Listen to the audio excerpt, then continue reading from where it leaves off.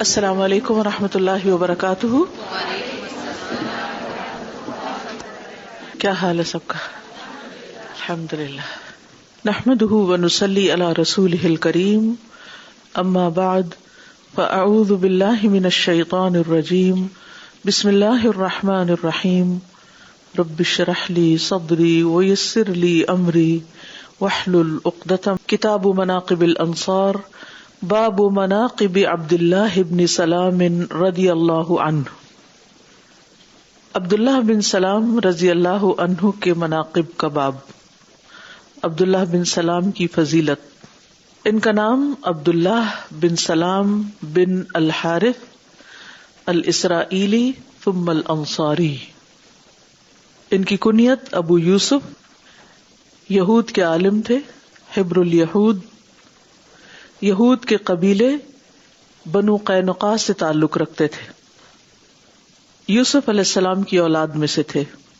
امام ذہبی کی ایک کتاب ہے سیر اعلام النبلاء، اس میں ان کے بارے میں لکھا ہے کہ یہ امام اور عالم ہیں، یعنی یہود کے عالم تھے جن کے لیے جنتی ہونے کی گواہی دی گئی جب یہ اسلام لے آئے. تو یہ انصار کے حلیف تھے، مددگار تھے، اور نبی صلی اللہ علیہ وسلم کے خاص صحابہ میں سے تھے.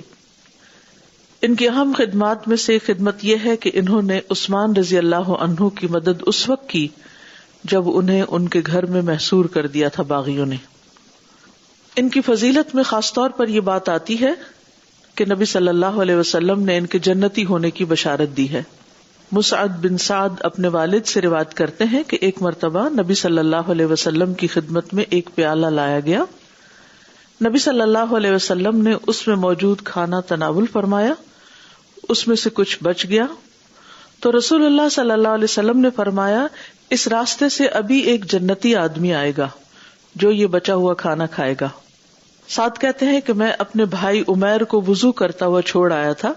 میں نے اپنے دل میں سوچا کہ یہاں سے عمیر ہی آئے گا، یعنی وہ ابھی آ ہی رہا تھا، لیکن وہاں سے عبداللہ بن سلام رضی اللہ عنہ آ گئے اور انہوں نے وہ کھانا کھایا. تو اس طرح نبی صلی اللہ علیہ وسلم کی بشارت کہ ایک جنتی آدمی آئے گا وہ ان کے بارے میں پوری ہوئی. نبی صلی اللہ علیہ وسلم نے ان کے بیٹے کا نام رکھا یوسف بن عبداللہ بن سلام. کہتے ہیں کہ رسول اللہ صلی اللہ علیہ وسلم نے میرا نام یوسف رکھا، مجھے اپنی گود میں بٹھایا اور میرے سر پر ہاتھ پھیرا. ان کے قبول اسلام کا واقعہ بہت دلچسپ ہے. انس رضی اللہ عنہ کہتے ہیں کہ جب عبداللہ بن سلام رضی اللہ عنہ کو رسول اللہ صلی اللہ علیہ وسلم کے مدینہ تشریف لانے کی خبر ملی تو وہ آپ کی خدمت میں حاضر ہوئے اور عرض کیا، میں آپ سے 3 سوال کرنا چاہتا ہوں. انہیں نبی کے علاوہ اور کوئی نہیں جانتا کیونکہ یہ خود عالم تھے، اس لیے ان کے سوال بھی بڑے اہم تھے. انہوں نے پوچھا کہ قیامت کی سب سے پہلی نشانی کیا ہے؟ وہ کون سا کھانا ہے جو اہل جنت کو سب سے پہلے دیا جائے گا؟ کس وجہ سے بچہ اپنے باپ کے مشابہ ہوتا ہے اور کس لیے اپنے ماموں کے مشابہ ہوتا ہے؟ رسول اللہ صلی اللہ علیہ وسلم نے فرمایا، مجھے ابھی ابھی جبریل علیہ السلام نے ان کے متعلق بتایا ہے. عبداللہ نے عرض کیا، جبریل؟ وہ تو قوم یہود کا دشمن ہے. رسول اللہ صلی اللہ علیہ وسلم نے فرمایا، قیامت کی پہلی نشانی آگ ہے جو لوگوں کو مشرق سے مغرب کی طرف ہانک لے جائے گی، یعنی لوگ ٹھہر نہیں سکیں گے اور پھر آگے آگے چلتے جائیں گے. سب سے پہلا کھانا جو اہل جنت کھائیں گے وہ مچھلی کے جگر کے ساتھ بڑا ہوا ٹکڑا ہوگا، یعنی جگر نہیں بلکہ جگر کے ساتھ زیادہ کبد ہے، اس کا ایکسٹرا حصہ. اور بچے میں مشابہت اس طرح ہوتی ہے کہ مرد جب بیوی سے جماع کرتا ہے تو اگر اس کا نطفہ عورت کے نطفے سے پہلے رحم میں چلا جائے تو بچہ اس کے مشابہ ہوتا ہے، اور اگر عورت کا نطفہ سبقت لے جائے تو بچہ اس کے مشابہ ہوتا ہے. حقیقت تو اللہ ہی جانتا ہے کہ ہوتا کیسے، وہ تو اللہ ہی کو پتا ہے، لیکن آپ نے جو بات فرمائی وہ اسی طرح ہے. عربی کے الفاظ یہ ہیں، فَإِنَّ الرَّجُلَ إِذَا غَشِيَ الْمَرْأَةَ فَسَبَقَهَا مَاؤُهُ، سبقت لے جاتا ہے اس کا پانی، کان شبہ لہو، تو وہ مرد کے مشابہ ہوتا ہے.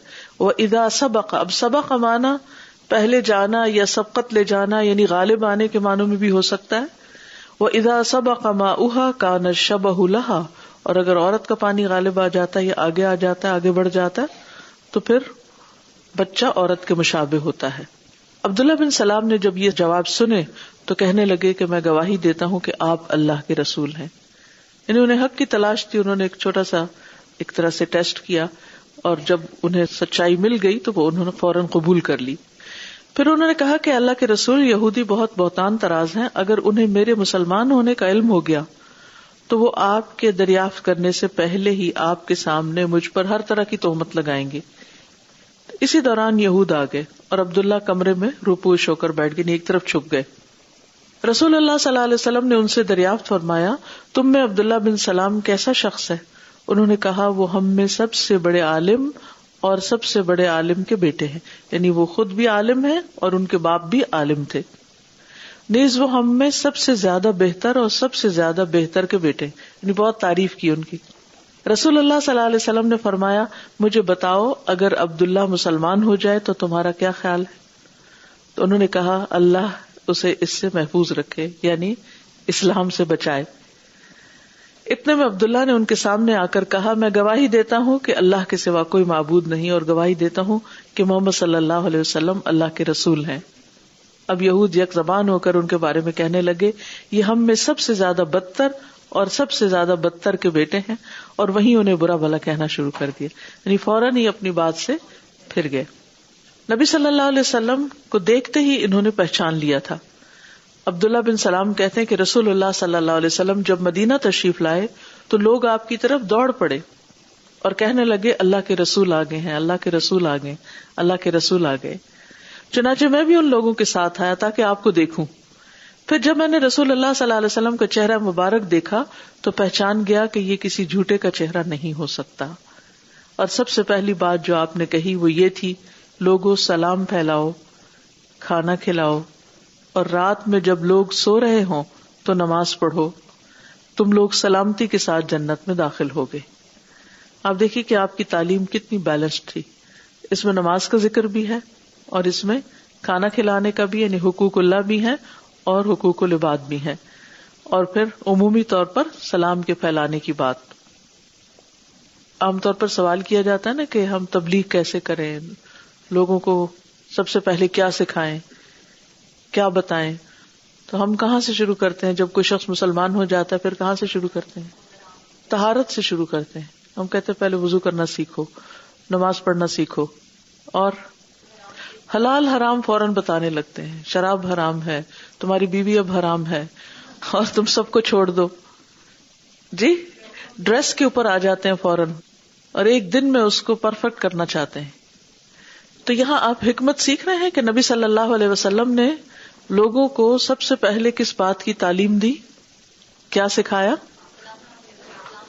سلام پھیلاؤ اور کھانا کھلاؤ اور رات کو نماز پڑھو۔ اب دیکھیے کہ پہلی چیز کیا تھی؟ اس وقت کیا چیز اہم ہے؟ کیا چیز اہم ہے؟ آپ کو معلوم ہے کہ امام مالک درس حدیث دے رہے تھے تو اتنے میں شور مچا باہر۔ امام مالک مسجد نبوی میں درس حدیث دیا کرتے تھے، اور جب نبی صلی اللہ علیہ وسلم کی طرف کوئی بات منسوب کرنا ہوتی تو کہتے کہ صاحب ھذا القبر، جو اس قبر میں ہیں، یعنی رسول اللہ صلی اللہ علیہ وسلم، انہوں نے یہ بات فرمائی۔ تو بہرحال دور دراز سے لوگ امام مالک کے درس میں حاضر ہوتے تھے، مشرق و مغرب سے۔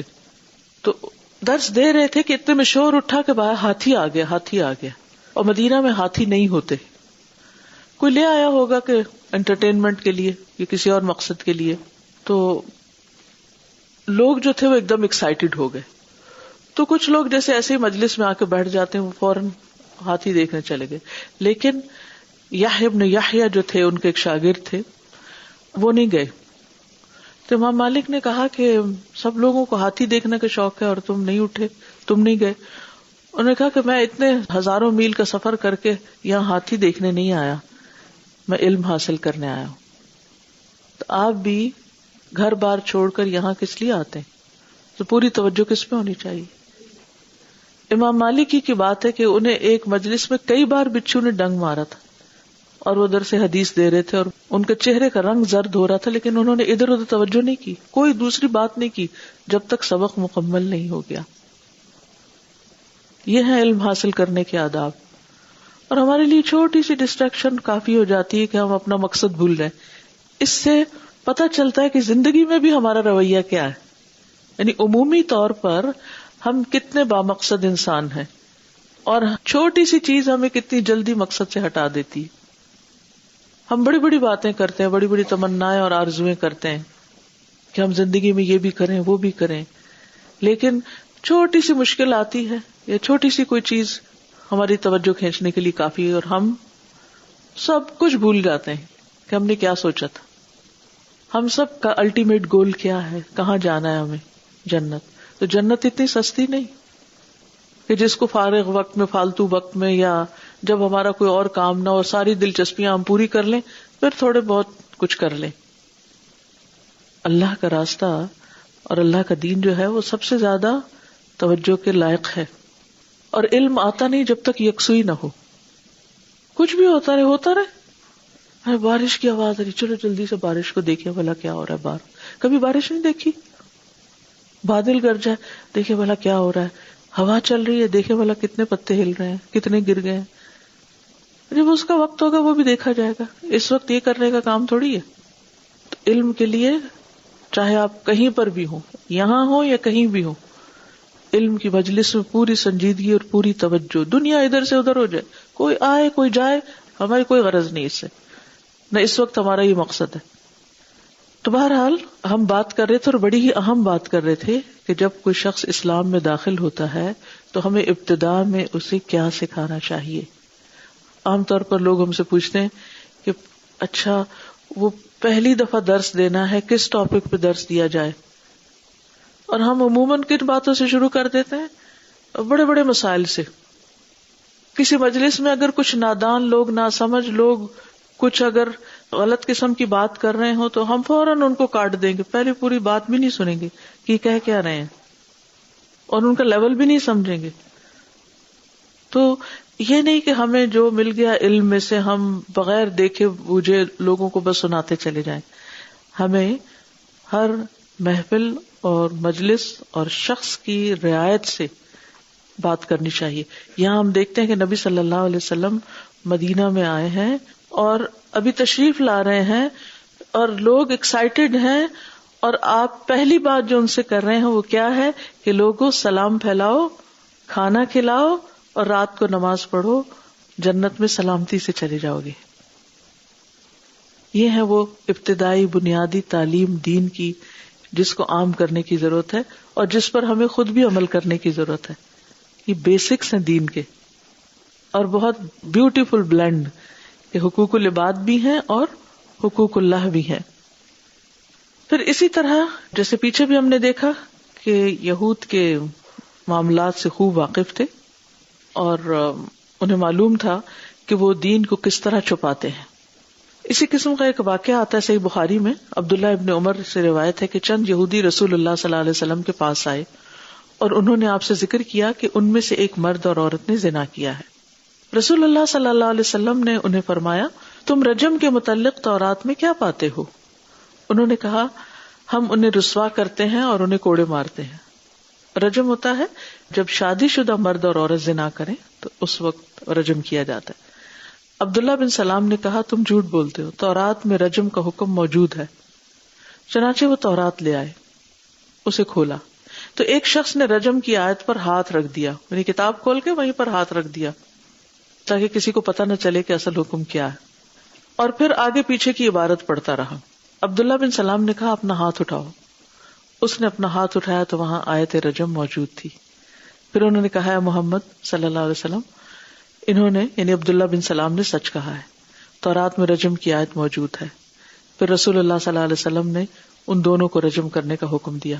عبداللہ بن عمر فرماتے ہیں کہ میں نے ان کو دیکھا کہ مرد جو تھا وہ عورت پر جھک رہا تھا تاکہ اسے پتھروں سے بچائے.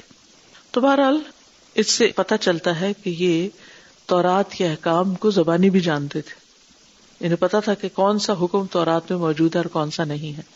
لیکن عمومی طور پر علماء بنی اسرائیل کا حال کیا تھا کہ وہ اللہ کی کتاب میں تبدیلی کرتے تھے یا پھر اور کیا کرتے تھے؟ اس کو چھپاتے تھے. عبداللہ بن سلام کی وفات جو ہے وہ 43 ہجری میں ہوئی اور وہ اپنی عمر کے 70 سال کے قریب تھے، 70 ایئرس کے تھے. مدینہ منورہ میں دفن کیے گئے، اور ایک اور قول یہ ہے کہ وہ مشرقی دمشق شہر میں دفن کیے گئے، ایسے شہر میں جسے ثقب کہا جاتا تھا، اور ان کی قبر کے پاس ایک مسجد بنائی گئی جس کا نام عبداللہ بن سلام کے نام پر رکھا گیا. بہرحال یہ تھے عبداللہ بن سلام جو بنو قینقاع سے تھے، یہود کے جو قبیلے مدینہ میں آباد تھے ان میں سے ایک قبیلے سے تھے، اور انہوں نے نبی صلی اللہ علیہ وسلم پر مدینہ آتے ہی اپنے اعتماد کا اظہار کیا، آپ پر ایمان لے آئے اور اس طرح آپ کے ساتھیوں میں شامل ہو گئے. جبکہ ہم دیکھتے ہیں کہ یہود میں سے بہت کم لوگ مسلمان ہوئے تھے، اور انہی کے بارے میں یہ آیت اتری جس کا ابھی ذکر آئے گا، وَشَهِدَ شَاهِدٌ مِّن بَنِي اسرائیل، کہ بنی اسرائیل کے گواہوں میں سے ایک گواہ نے اس کی گواہی بھی دی، اس پیغمبر کی، اس کتاب کی گواہی بھی دی ہے کہ ہمارا دین برحق ہے. اور اسی طرح ان کے بارے میں ایک اور آیت بھی نازل ہوئی، لیسوا سوا من اہل الکتاب امۃ قائمۃ، کہ سارے اہل کتاب ایک جیسے نہیں. تو یہ قرآن کی عدالت ہے، عدل ہے کہ حق کو بیان کیا ہے. اگر ان میں سے کچھ لوگ ایسے ہیں جنہوں نے سچائی کو پایا اور اس کو قبول کیا تو ان کی تعریف بھی قرآن نے کی ہے، اور جہاں جن لوگوں نے دین میں خیانت کی ان کا ذکر بھی قرآن نے کیا ہے. حدیث دیکھیے، حدیث 157. حدثنا عبداللہ ابن یوسف قال سمعت مالکا یحدث عن ابی النضر مولا عمر بن عبید اللہ عن عامر بن سعد ابن ابی وقاص عن ابیہ قال ما سمعت النبی صلی اللہ علیہ وسلم یقول لأحد یمشی علی الارض انہ من اہل الجنہ الا لعبد اللہ بن سلام قال وفیہ نزلت هذه الآیہ وشہد شاہد من بنی اسرائیل علی مثلہ الآیہ قال لا ادری قال مالک الآیہ او فی الحدیث. حدثنا عبداللہ ابن یوسف، امام بخاری کہتے ہیں کہ ہم سے عبداللہ بن یوسف نے بیان کیا جن کی نسبت کلاعی ہے. قال، وہ کہتے ہیں سمعت مالکا، میں نے امام مالک سے سنا، یحدث عن ابی النضر، امام مالک ابو النضر سے حدیث بیان کرتے تھے. اور ابو النضر کون تھے؟ مولا عمر ابن عبید اللہ، وہ عمر بن عبید اللہ کے آزاد کردہ غلام تھے. عن عامر ابن سعد ابن ابی وقاص، انہوں نے سعد بن ابی وقاص کے بیٹے سے روایت کیا، عامر سے، اور پھر انہوں نے اپنے والد سے. عامر کے والد کون ہیں؟ سعد بن ابی وقاص. جی ہاں. قال، انہوں نے کہا، کس نے کہا؟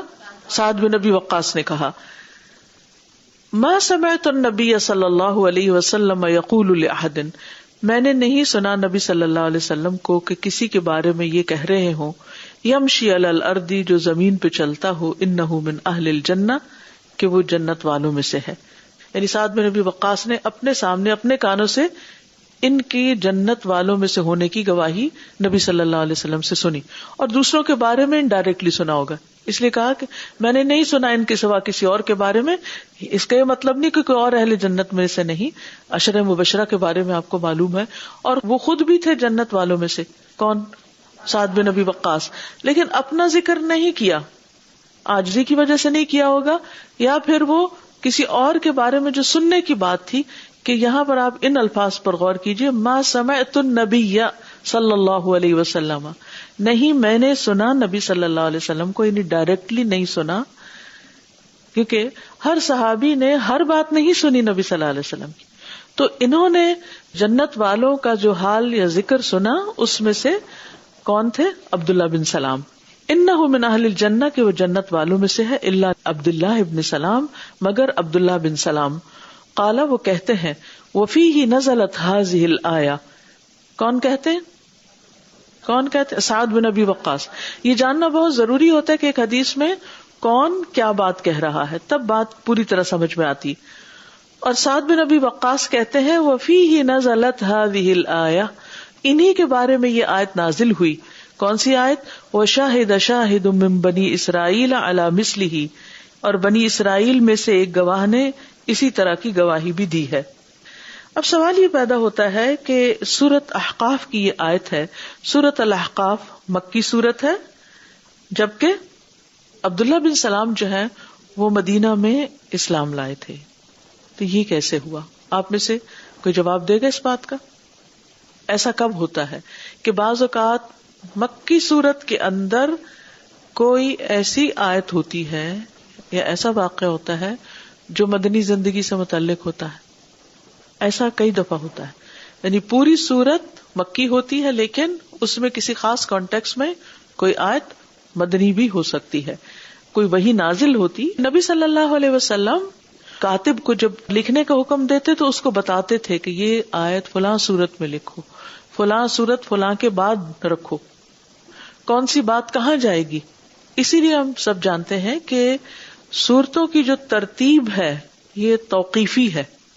توقیفی کا کیا مطلب ہوتا ہے؟